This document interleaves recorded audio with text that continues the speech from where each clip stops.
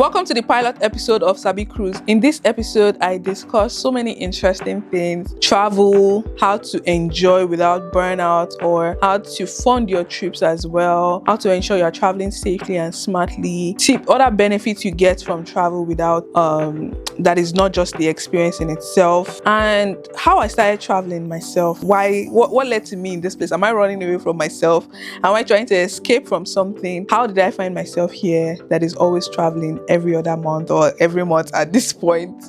Those are some of the things that I discussed in today's episode. I hope you enjoy listening.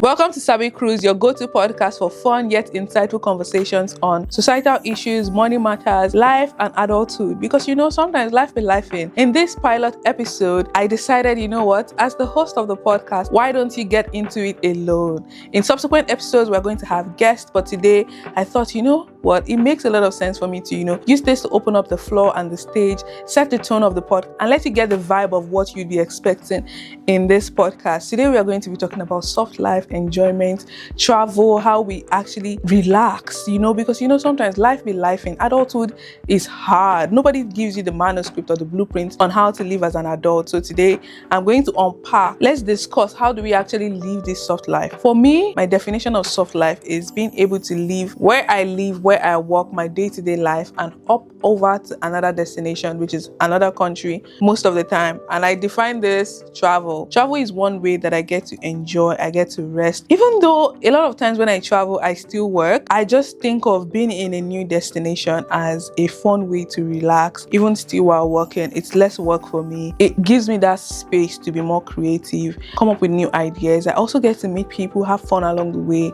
I truly feel like a new person whenever I'm traveling. And I know it's so funny or ironic, because if you're traveling, you're supposed to be adapting to the new environment and feeling like you're getting into the culture, having fun and all of that.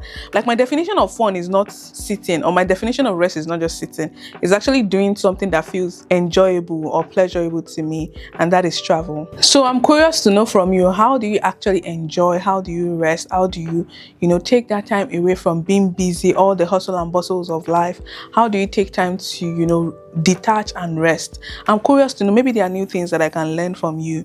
For me, again, it's travel. And why, or how did I even get into this whole travel thing? Let's even start from there, because the truth is, I think my travel journey, it accelerated faster over the last 2 years. It wasn't always like that. I would say, when I was in Nigeria, I liked to go around city, different states. I think I was able to go through 6 states.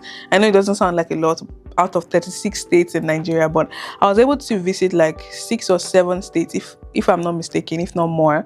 I was able to explore those places, and for me, during that time, it felt like a new experience every time I get to travel. Growing up, my parents were never really able to afford travel for us, honestly, because it wasn't a priority for them. The goal for them was to be able to feed us and send us to school, and that was it. But for me, I was always watching travel vlogs. I was always anytime I watch YouTube at that time, growing up in my early teens, I was watching YouTube, I was watching documentaries, travel journals, and all of that. And it just made me feel I would love to be in some of these places at some point in my life. Unfortunately, my parents cannot send us here. When I was in high school, I would see some of my classmates that they would go on summer holidays, they would travel abroad, they would go to London and all of these things. And it always felt people have money. Hey, people have money. Even when I went to uni as well, I'll meet people like that. But my parents not being able to afford that life, it just made me realize that I had to work harder to be able to give myself those experiences that I wanted. And my first international trip was to Ghana in 2015. I was still in uni then. It was my 4th year in uni, but that trip, child, let me even get into the tea.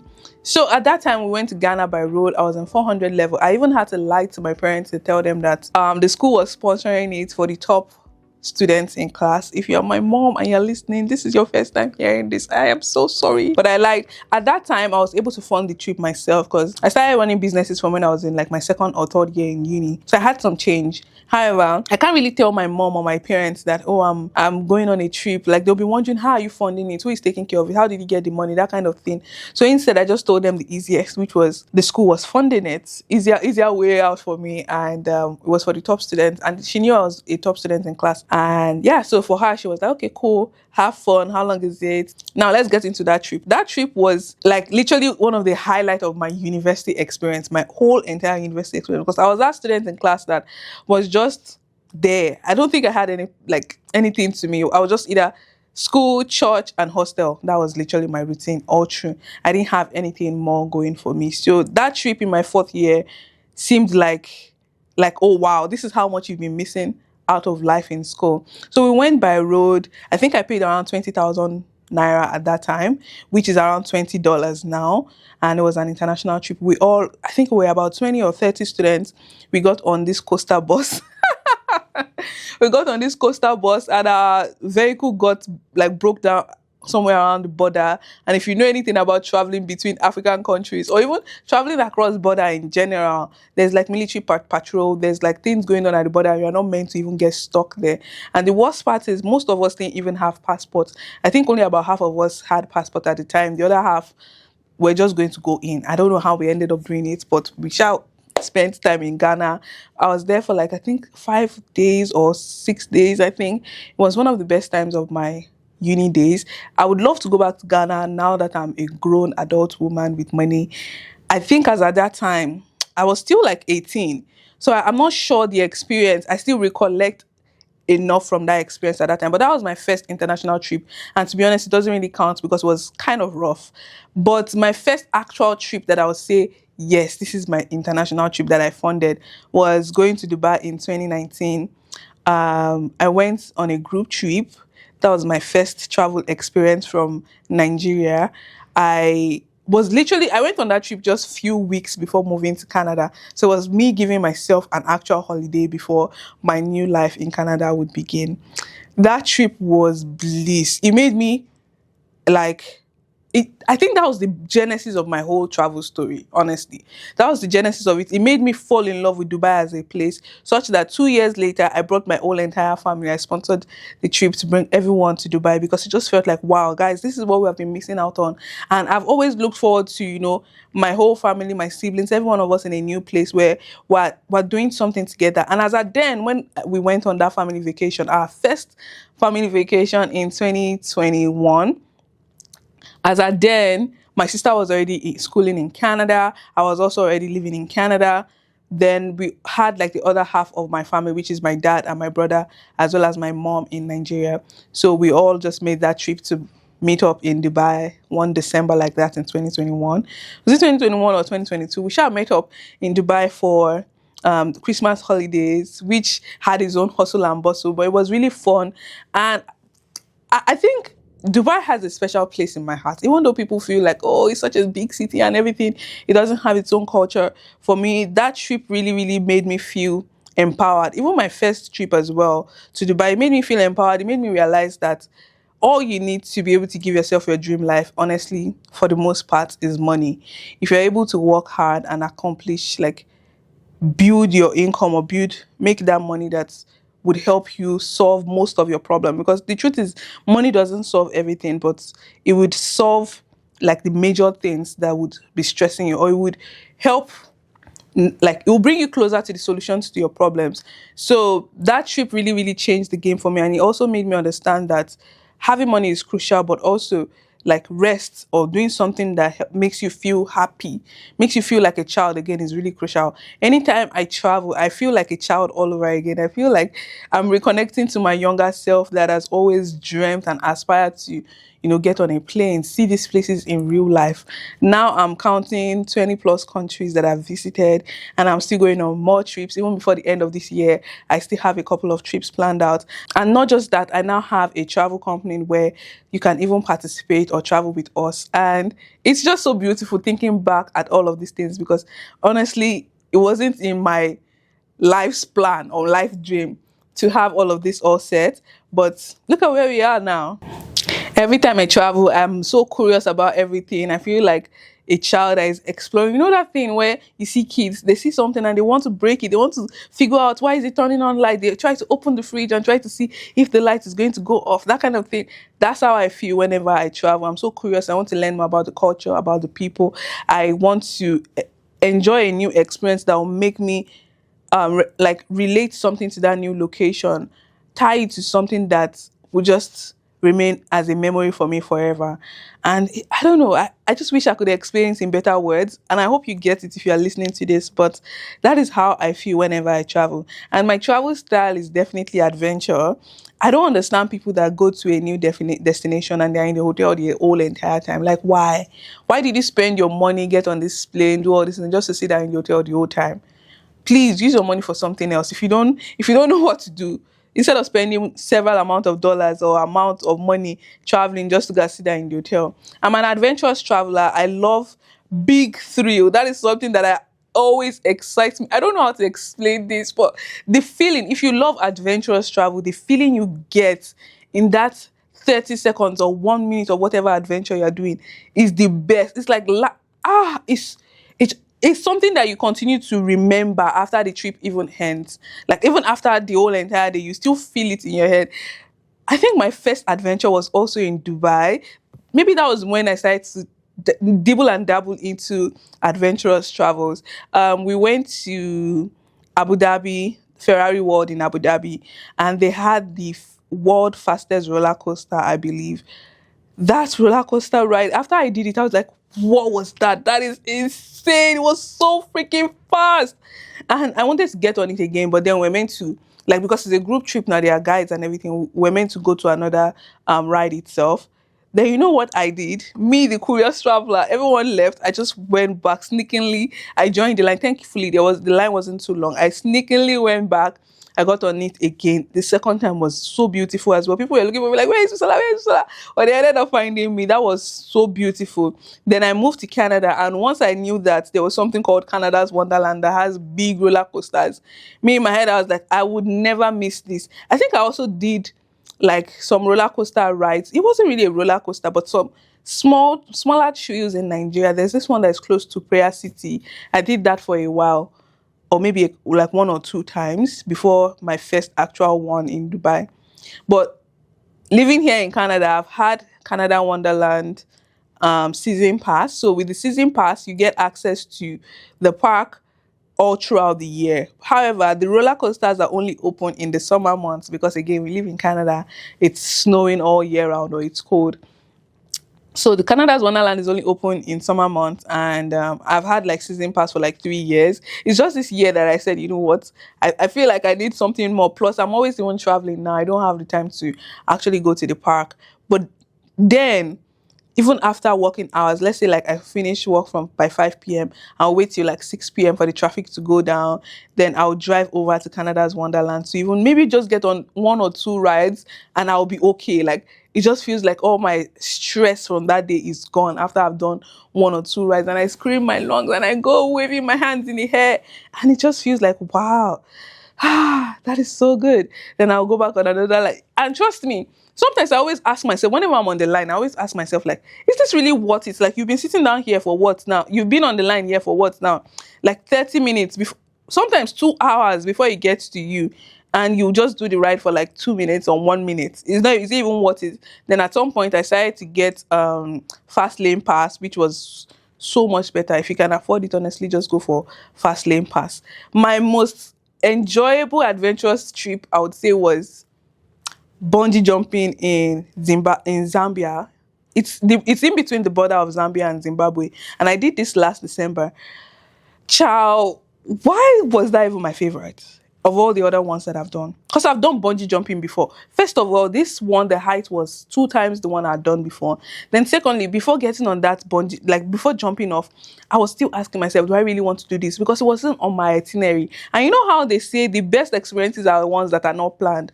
Trust me, they did not lie with that. I didn't have it on my itinerary. One of my activities got cancelled and I had to do that. And I was just like, I don't even really want to do this. What if I just go? Like this, I end my life, I end it all in another country where nobody even knows where I am. What will I like? I was having doubts, but eventually I did it and it was so good. I think the video even went viral. If you've seen that video, please comment below and let me know your thoughts. How did you feel about it? Honestly, it was so beautiful. Then the one that I would say was most exciting, that one I would say was the most daring adventure I've done, which I enjoyed the most. Then I would say the most exciting one was ticking off the bucket list that I had for like 4 years, which was swimming at the Devil's Pool in Victoria Falls, again, still in Zambia. So I'd say like the major part of my daring adventure or my adventures that I love so much or that is very memorable to me, they happened in Zambia and Zimbabwe. And it's funny because that was just a by the way trip. It wasn't originally planned. I found myself in that destination. My original trip was to Cape Town, South Africa. But I just realized that, oh, it's such a close country. Why don't you just also visit there and check off those bucket lists? And look at me here today. I'm so glad that I did them. And that's one thing that I always like encourage when it comes to traveling. Like, you never know what you meet along the way. You never know what experience will change the game for you or be very memorable that you would never forget. So embrace it with open arms and, see how it goes. But there's also one truth that I want to say about daring adventures. I don't know if I've said this before, but the truth is, before you jump off the cliff or do anything crazy like that, you would always have that moment, that split second thought that comes to your mind like, this might be the end. But what happens is you don't let that thought sink in your head. You just think about it and you just let it go like, no, it's not going to happen. If not, you thought that thought will become fear. And when it marinates to becoming fear, then you would hesitate and you don't want to do it, or you wouldn't enjoy the experience anymore. For me, anytime I want to do any daring adventure, yes, the thought would always come like, oh, this might be the last, this might be my final days here. But I just don't think about it, and I just think that one day you leave this world behind, so live a life you remember. And that's literally my favorite song anytime I'm doing crazy adventures like that. So that thought would always come. But I wonder if I'll still be able to be doing all these things whenever I have like kids or I'm married, I have a partner. I just wonder, because I feel like I would have to think twice. Now anytime my mom sees my videos, she's always going to come to my message and she'll send me a voice note, be careful, all this kind of thing, you're just sure you talk. But then I'll just like, oh, that's your own. At least I'm here now. The fact that you can still talk to me today means I did not, like, I'm still alive. I did not end, or I didn't die. But I mean, I don't know if I'll still be doing it whenever I have kids, honestly, because it's like I have so much more to lose. Like, there's so much more at risk. My family, my kids, my partner, my husband. Like, there's so much more to think about. But I feel like before then, that's why I'm doing everything now. I want to be able to check off all of these big thrills, all these bucket list items that I have. The one that I've been hoarding is like doing skydiving. I've wanted to do skydiving ever since I went to Dubai the second time. However, I was there with my mom. It's like, where will I tell her that I was going to? That you gotta fly off a plane. Who are you? Her. So I couldn't go for it, but I still think I would do it. And I want to specifically do it in Dubai. So that means I have to go to Dubai for the third time. But I don't mind because I really want to do it there. There is one that they do in Bari here, but I don't want to do that one. I actually want the experience in Dubai. But also, there's also me not wanting to do the skydiving yet. Not because I'm scared, but it's just like, I feel like there's something to look forward to. So I don't want to check it off my list yet because it's like I want to wait. Like, when you're eating, the same way you're eating and you keep your meat to the last part of the meal before you eat it. That's the same way I'm feeling about skydiving. It's like I want to do it, but I don't want to do it yet because I want to save it for, like, not like I have any specific time in mind, but for that time when like I would need that big excitement. So I'm still kind of keeping it. Well, if you are married, if you have kids, would you do daring adventures, or did you stop before you get married? If you are someone that you were into daring adventures before, do you still do them after you had kids, or what changed for you? Because I don't know what mine would look like. I feel like your partner might not want you to do stuff like that, especially if they are not into it. And even if they are into it, it's just like your husband cannot be jumping off. You two, you should be jumping off. It's like, are you guys not thinking? But I don't know. I feel like it would depend on the relationship, like both of you as a couple, what your individual interests and plans are. If like one person is into it or both of them are into it, I guess maybe they can understand each other. But if only one person is into it, I feel like it would be really, really hard. If you are in this situation, or you are a daring traveler, or your partner is, or your husband or something, I'm so curious. Tell me in the comments so I can know how to prepare ahead for whenever I get married or I have kids. One thing I always say is not waiting for others when it comes to traveling. And that is why I started enjoying my travel experiences now. There's a book that I read. I don't remember the name of it, but I think it was written by Bill Perkins. And I don't know the exact name of the book anymore. Oh my gosh. It's like in my brain, but I can't remember the exact name. One part of the book, he talked about memory dividends and memory dividends as it relates to travel. He said, like, one thing that has encouraged him or helped him to start taking trips is because he wants to have that memory for longer. And when it comes to travel, people don't realize that the earlier you take a trip, the longer in your life, the earlier in your life you take a trip, the longer you'd have that memory of that travel. And that was so profound. That made me even have one more reason to want to start traveling now and not postpone it for later or waiting for anybody before I start taking those trips. There is the experience that you get when you travel in that moment, that excitement, that fulfillment, the pictures, the food, the everything, connecting with new culture, meeting new people. There is that. There's also the part that you get like memories and things to talk about. You have photos, you have things that you can reflect on 5 years from now. There are so many things that I still remember from trips that I've been on from months ago, years ago, and I'm still remembering it as if it's yesterday. Sometimes I just go on my phone and I'm scrolling through my gallery and I'm like, this was real. I also did this thing. This was actually fun, though. And I start to relive that memory. It just brings back that excitement and is more fulfilling and exciting for me as a person. When my sister and I went to Mexico, it was such a memorable and fun trip. Until today, we still have so many interesting things to talk about from that trip that just comes up randomly. Maybe it's even the food or just something that she just thinks about and she's like, remember when something like this happened in Mexico? And I'm like, yes. Then we start to talk about it again for another 1 hour and we're laughing. So it's like that memory lives on for a longer time in comparison to just what you already get from that trip. And that's what Bill Perkins was talking about in his book. I remember the name of the book now. Yes, it was Die with Zero. Die with Zero. You should actually check out that book. It was first an audio book that I listened to, then I got heard about it on YouTube, and that book changed the way I started to see travel, even life in general. And it also made me realize that travel is actually an investment. It's not just money that you spend. It doesn't just, or at least for me, because again, everybody's interest differs. If traveling is not really your thing, for you, you will feel like you just wasted money.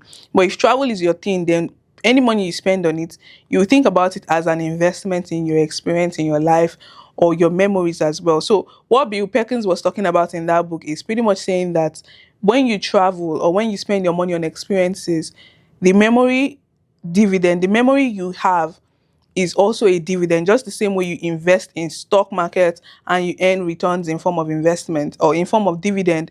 It's saying the same thing as well, that when you spend money on experiences, you get rewarded in memory dividend. And the earlier you take those trips or those experiences, the longer you have those memories to, enjoy them and to reminisce on them. And that's also one reason why I also do not wait for people to, travel.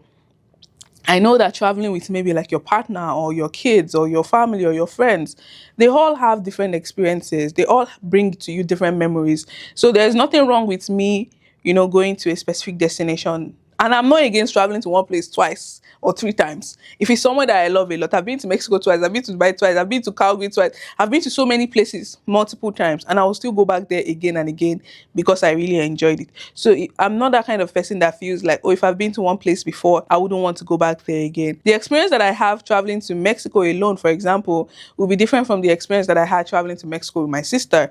It's different from the experience that I had traveling to Mexico with my partner. It's going to be different from the experience that I will have traveling to Mexico with my kids. That was the same thing for me when I went to Dubai solo with a group of friends, and when I went with my family, the experience was completely different. So for me, like, what's the point waiting to travel with these people? Maybe they're not, like, I see some ladies that say they're not going on holidays yet because they want to go with their man or something. I mean, I get your sentiment and your perspective. However, what if the man doesn't come? Or what if the man comes now and you guys cannot actually travel? Because the truth is, travel is a privilege. I want to acknowledge that I know that travel is a privilege. There is the passport privilege, there is the financial privilege, there's also the privilege of being able to. I've met with people that they are scared of flying, they are scared of getting on a plane.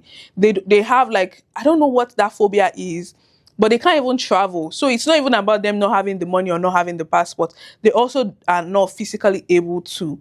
So I know it's a privilege. However, if you can or you want to, and you're just continuously waiting for your friends or other people, my dear, better buy that plane ticket and hop on that plane and go. do it scared. Remember, the memories that you're going to have, it will live on forever. You have it for longer.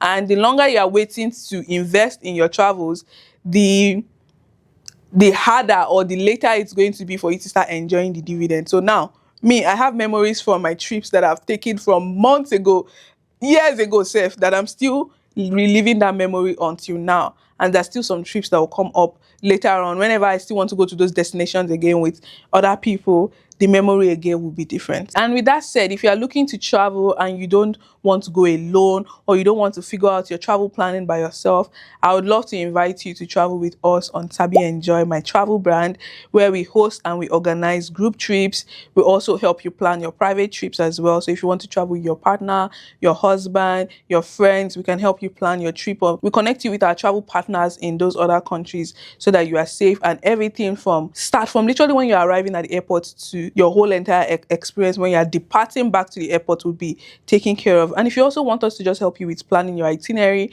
so that you go on your, or maybe with your friends or partner, we can also help you to do that. Then we'll provide a list of everything that you need to do, how to prepare. We give you a guide, an itinerary that can act as a blueprint for you and your travel experience. But the best one, our most popular services, are the group trips. Next year, 2026, we have a lot of exciting trips upcoming. In the month of August, we are going on our first group trip to Costa Rica. We have another trip in November to Colombia. In 2026, we are going to have a lot of exciting trips coming as well. So if you have not joined the waitlist to be the first to know, go ahead and click on the link that I'll have below to join the waitlist so that you can be the first to know where we're headed to in 2026. But if you're on this pod, let me just give it tea. We'll have some like sneak peek. Our group trip is going to launch October 1st of this year, 2025, so that you can start to plan ahead. We also do offer payments plans as well for your convenience. So it's a whole lot easier for you to manage at that point. But since you are here on this podcast, let me give you some tea on some of the places or some of the things we have in mind. We do have South Africa, Cape Town. We also do have Thailand as well, Phuket and some other, and Bangkok as well. We might be going on a cruise as well. So if you have always wanted to go on a cruise, that would be happening next year. We also have, what else do we have next year? Don't let me give everything away too much. So let's not give everything away. So join the wait list so that you be the first to know, or you can check on our website. If you are listening to this much later, then you'll be able to see where we're traveling to in 2026 and secure your spot ASAP because they get filled up really, really quickly.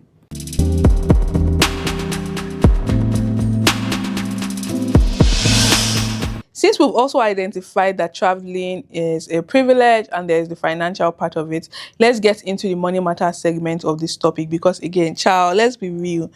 It costs a lot of money to travel. It is not cheap. Travel is luxury, okay? You can travel on a budget. There are budget-friendly trips, I must say, but travel is a privilege. It costs money. How do I actually plan my own trips? How can you start planning your own trips? Or how can you actually fund your trip? How do I fund mine? For me, most of my trips are funded out of pocket. I saved towards them even before I started to make consistent income from my business. I saved towards my trip from my paycheck, like back in the day, or I say back in the day as if it was years ago. But when I had like a proper 9 to 5 with paychecks coming in, I was saving, I think around $400 or $200. I don't remember the exact amount that I was saving bi-weekly in a separate account. I like to put it in a high interest savings so that it's earning some extra interest. And I put that money there. I just dedicate that money consistently. Either I'm traveling, either I have no travel plans or I don't. I just continuously put that money in that account. And maybe I'll be able to take 1 or 2 trips. Most times I was able to do two trips in a year, even when I was doing a 9 to 5. I think there was one year I even did 3 trips. I did Jamaica, I did Mexico, and I did a local trip within Canada. So yes, it's very, very possible for you to be able to still fund your trips while you're working a job. You just need to properly plan your funds or your money. And now my trip is mostly being funded by my business. I'll say 60% of the trip cost goes into my business, again mostly because I'm a content creator. Whenever I travel, I make content. I'm allowed to write off that expense as part of my business cost. So I would say my flights and my hotels are typically covered according to my accountant. Please don't take this as professional advice. Okay, if you want to decide if you can expense your travel cost to your business, speak to an accountant. This is just me telling you what I currently do. So I'm able to expense my flights and my hotel cost. However, the tours and feeding and tips and some other expenses that come along the way, they have to come out of pocket, which for me is not completely bad. So now I'm able to take more trips because it's part of my business expense. I have to travel for content, I have to travel for work, and also I still have to pay some of the money from out of pocket. So I still consciously set money aside into a travel fund. So I have a separate account even till date that I dedicate money for my travels. So one thing about me, I'm not going to encourage anyone to go broke or get into debt because they want to travel. That is not my style. Over here, we preach financial literacy. You need to be financially savvy, street smart, and wise. So that's how I manage it. That's my encouragement. That's how I typically advise people to, finance or fund their trip. And also check out deals. Deals are one of the best ways for you to travel more without you even knowing, without you even like breaking the bank. Look out for deals. There are several travel deals that comes up from time to time, depending on where you want to travel to. Airlines would always have like price drop. They usually have travel Tuesdays. You can also travel with points. Credit card points is also a very, very crucial one that has helped me. I was recently able to book a flight to Japan that I'm going in. Should I even say when I'm traveling? No, don't let's say when we're traveling. But I'm going to Japan in a few months, and I was able to book that plane ticket without paying any money just because I was using my points. And if you know how far Japan is from here, that is literally the longest flight ever right now known to date. It's a flight from Newark to Singapore actually. I'm having a stop in Singapore for a couple of days, then heading over to Japan. And that's known as the longest flight. And I was able to book that flight without paying anything. So if you are not smart with using the right credit cards to earn points, then you're leaving a lot of money on the table. So using like very good travel credit card, and I must say the best travel credit cards are the ones that you pay for. The free ones, they don't give you really, really good rewards. For me, I use the American Express Platinum. I know it's an expensive card, costs almost what? I pay maybe $600 every year for that card. So it's really expensive. However, I love to travel in style. I love to go to the airport lounge, get a drink or two, start like with, get a welcome mimosa, eat brunch or dinner or whatever time of the day it is, get some snack, change, relax, and just feel settled in before I get on a plane. So that's my own travel style. I wouldn't say everyone should get the Amex Platinum card because I know it's an expensive one. If you can, fantastic, get it. But there are some other credit cards that are great as well. I do have a lot of videos on my YouTube channel that talks about choosing the right credit card for your trips. So check that out. It would help you know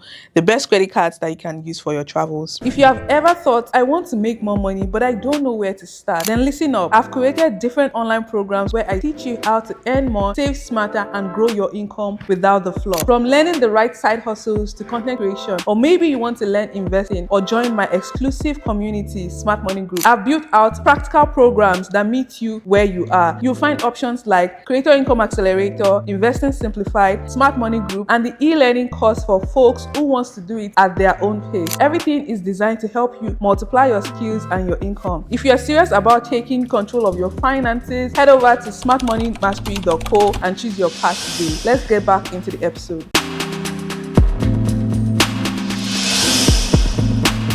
Then that said, when it comes to travel safety, there is also there's a lot of work that you have to do as a person when it comes to traveling.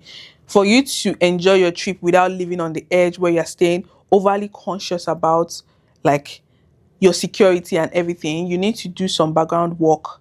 Background work is like you do research, watch other people that have traveled to that destination, what are they saying? And also some people's experience in a specific destination is specific to them. It doesn't mean that it would be the same thing that happens to you. So you have to decipher yourself and say, okay, is this just something that specifically happened to them, or is this something that could happen to me as well? So you have to be able to use your sense in that regard. And you also have to prepare ahead of time. There are some places that are good during certain weather or certain times of the year. You want to do research to make sure that you're not just traveling, you're just booking a plane ticket and hopping on a plane. It's like, okay, when you get to that place and it's raining the whole time, uncle. But then when you travel during like shoulder season, it's typically cheaper for you as well. So you want to kind of see when is a sweet spot, maybe just right before the raining season or when the bad weather starts, you can travel so that it's cheaper for you and you can still enjoy a fine balance of cost and enjoyment, or good time. Travel safety was what I was talking about, child. Apart from doing your research and making sure, you also want to speak to the locals. Whenever I get to a new destinations, I typically ask maybe the tour guides or the hotel receptionist. I ask them, oh, so what are some things I need to keep in mind in this area? Or when is, like, I just ask questions. I try to pick their brain. I don't give it away that I'm alone, because also you don't want to do that, except it's like you're so sure there, and there's really no way for you to be so sure, honestly. But then don't give it away too early. I was on a trip that was sponsored by a brand, which is also another thing that I forgot to mention. So despite the fact that now I fund my trip, my business fund my trip, and I partially fund the trips, I've also been on two trips that was sponsored by a brand.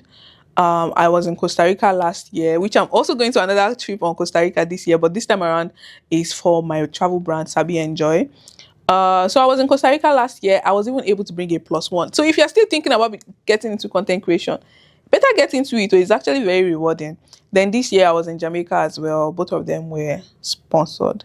So that is also another way that I get to travel, which is not costing me money. All right, we're talking about travel safety. So depending on wherever you're traveling to, you also can speak to people there, the locals, ask them what you need to keep in mind. If you are traveling with a group, they would have given you some tips.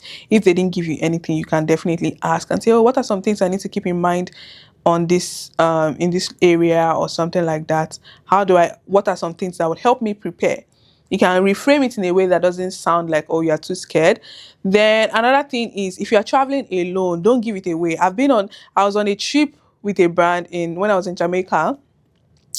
One of the girls there was just like meeting strangers and literally telling them that we're on this trip alone, that type of thing, where we're staying and everything. And in my head, I was just like, are you even safety conscious at all? Like, then later on, later, when we're like getting closer, I asked her about our travel history. Then it turns out like she doesn't really travel like that. So it's like very obvious that if you don't travel a lot, you might not be aware of certain things that you should not do.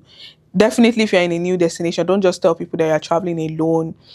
I've even seen some ladies that would always have like a fake engagement or wedding band that they have, so that people would think that, okay, maybe they have a man or somebody around them. So you can also keep that in mind. So those are some tips on how to travel safely. Another one is for you to, if you don't want to travel solo, you can check out like somewhere like Sabi Enjoy again. I keep saying Sabi Enjoy, but honestly, we plan the best group trips, and all of the people that have traveled with us, honestly, they always have great feedbacks. You can also join Facebook groups. There are some Facebook groups that are dedicated towards travel. There's girls who love to travel. There's girls who travel. There's Find a Travel Buddy. There are several Facebook groups that you can join. And one thing I specifically love about those pages or Facebook groups, they're actually groups, not pages, is they tell you about their own travel experience.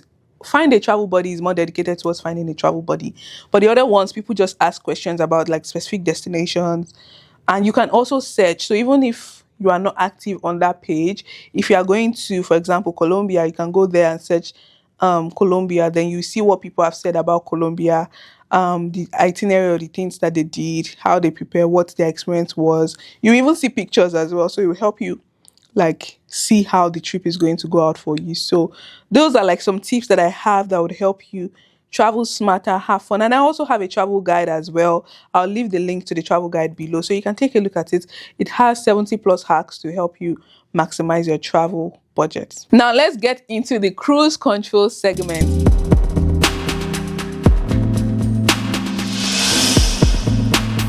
In this part of the episode, we read listeners' letters or dilemmas, stories. Sometimes we get them from online and we just address them right here on the pod.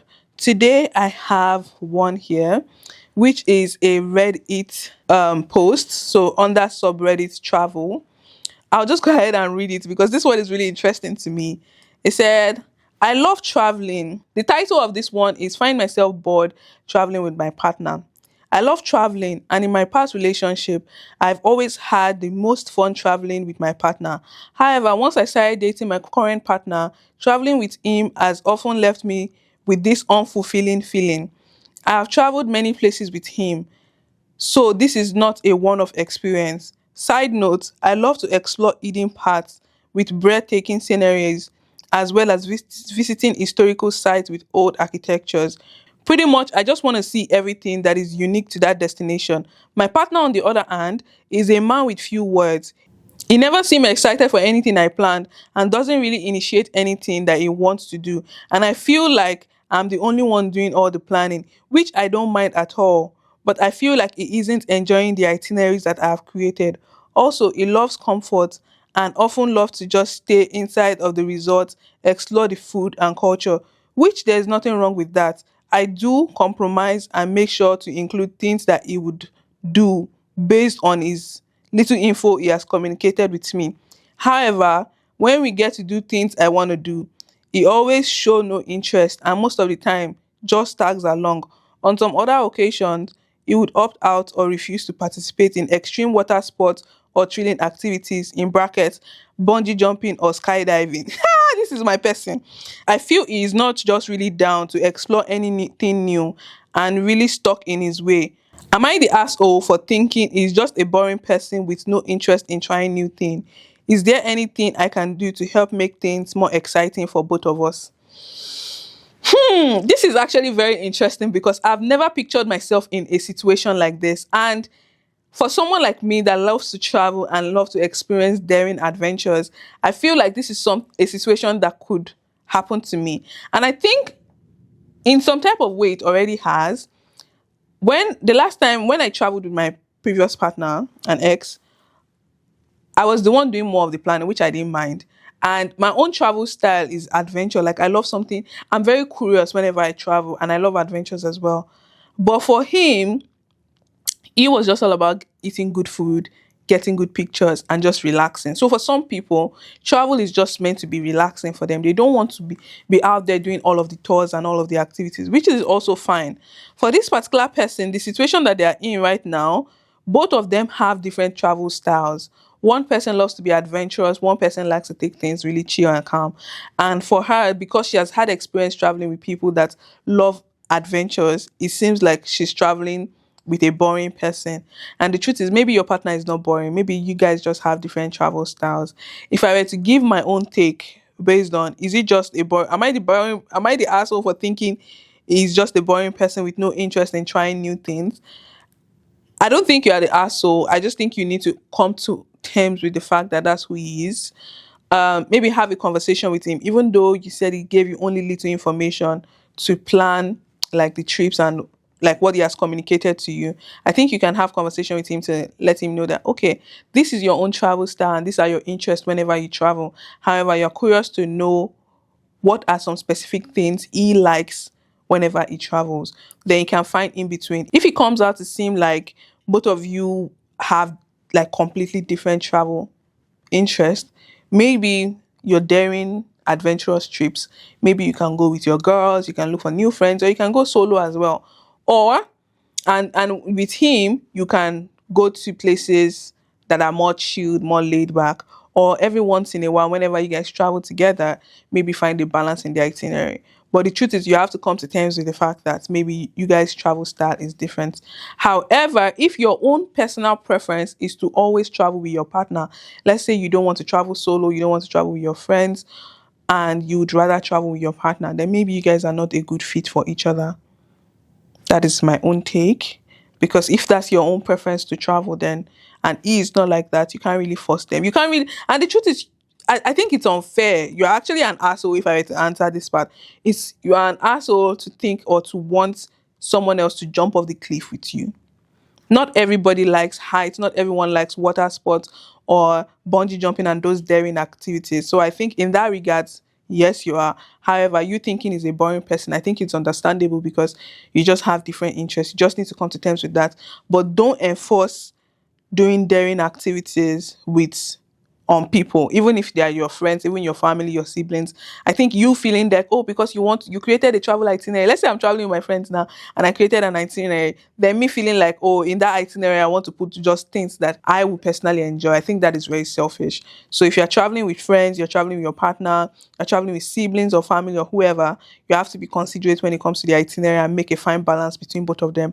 I think you just need to have a conversation with your partner to see that, okay, what are some things that he likes that you can include in the itinerary? And if it seems like both of you just have completely different travel styles and you're not able to compromise, maybe don't travel to those major destinations that matters the most to you together. I hope you take my advice. This is my own recommendation. Let me know, based on the listeners, what are your thoughts? What would you do in this situation? Do you think she's the asshole? Would you say it's a must for them to travel together? Just share your thoughts in the comment. I'm curious to hear from you. Now we're getting into the final segment of the pod. I typically would have a guest, which would now be me reading the questions for them. But in today's episode, I do not have a guest. So my sister, who is also my producer, would be the one reading the questions behind the camera. Let's go.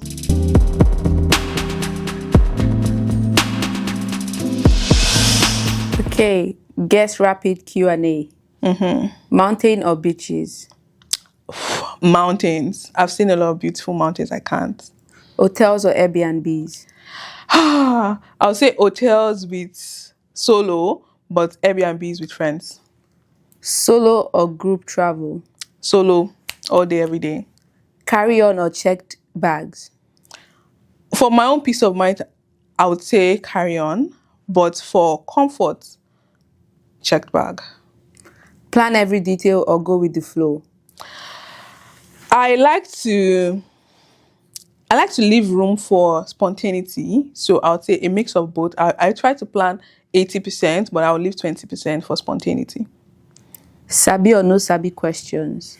Okay, so in this Sabi or no Sabi question part, Sabi simply means you agree, yes, it makes sense to you. Then no Sabi is like you disagree. Think of it like agree or disagree prompt. So let's get into it. I'm ready. Okay, wearing bonnet and PJs to the airport. Sabi or no Sabi? No Sabi, absolutely not. You should look T to the airport all day, every day. Okay, asking strangers to take multiple pictures of you. Sabi or no Sabi? Multiple pictures. Yeah. You can ask them to take pictures of you, but multiple pictures, I feel like it's not Sabi because they're also on holiday. Why are you disturbing their peace? Personally, I like to go with my own tripod, honestly. Booking a trip with a sneaky situation. Sabi or no Sabi? Situationship. This one, I'll say no Sabi because it's too risky. I mean, I'll say Sabi, depending. If you guys understand yourself, then Sabi. Okay. Packing 5 outfits for a 2-day trip. Sabi or no Sabi? 1000% Sabi. Me, I would have outfits that I want to wear in the morning, at night, bedtime. I want to have 3 outfits for one day. So yes, Sabi, 1000%. Going on vacation before DTR, before defining the relationship. Sabi or no Sabi? Going on a trip with your this one. So before defining the relationship, you are going on a trip with the person. Yeah. I would say you hope you understand that you people will do ungodly things on that trip. So if you understand, I would say Sabi. If you do not understand, if you are pretending that you think it's not going to happen, you're lying to yourself. So if you guys are both on the same page, then Sabi. But if you are thinking that it will not happen, you're lying to yourself. Okay. Next one, finish the sentence. Okay, finish the sentence. Ready? Ready? Yes. The first one is, the one place that surprised me the most was? Cape Town. So beautiful. I know that it's a beautiful destination, but I just never imagined what it would look like in real life. It's way beautiful than the pictures that I've seen. And Phuket, I'll just stick to Cape Town. I've always known that Thailand is really beautiful, but I think Cape Town surprised me the most. Okay. If travel was a love language, mine would be? Quality time. Good one. The biggest travel ick is? What's your biggest travel ick? When someone travels to a new destination and they stay in the hotel the whole time, it's like, why are you here? And or maybe they are ordering food. They're ordering a room service the whole time, and yeah, it's like, why? Yeah. And that's a wrap for the question. All right, thank you so much. That was actually really fun. Thank you for putting that together. This brings me to the end of today's episode. Let me know what you guys think about the pilot episode. Are you curious to see our next coming episodes? We have them all planned out already. I have fantastic guests on the lineup. And we can't wait to get into all of the tea, having these conversations where you are learning, you're also having fun. And yeah, that's pretty much it. Thank you so much for cruising with us today in this episode of Sabi Cruise. And remember, Sabi or no Sabi, we always Sabi over here. We Sabi cruise, we Sabi vibe, we Sabi enjoy. And don't forget to also check out Sabi enjoy. We have exciting trips coming up in the next few months and in 2026, as well as our Sabi experiences too. Thank you for listening. Thank you for watching. Let me know your thoughts. If anything spoke to you in this episode, leave them below. I can't wait to hear and read from you. Thank you for cruising with us on this episode of Sabi Cruise. If something we discussed today hits home, don't keep it to yourself. Comment below what resonated with you and share this podcast with your people. Hit the follow button, leave a quick review so that others can find us. Until next time, keep thriving, keep learning, and of course, you Sabi or you know Sabi, you already know we Sabi better.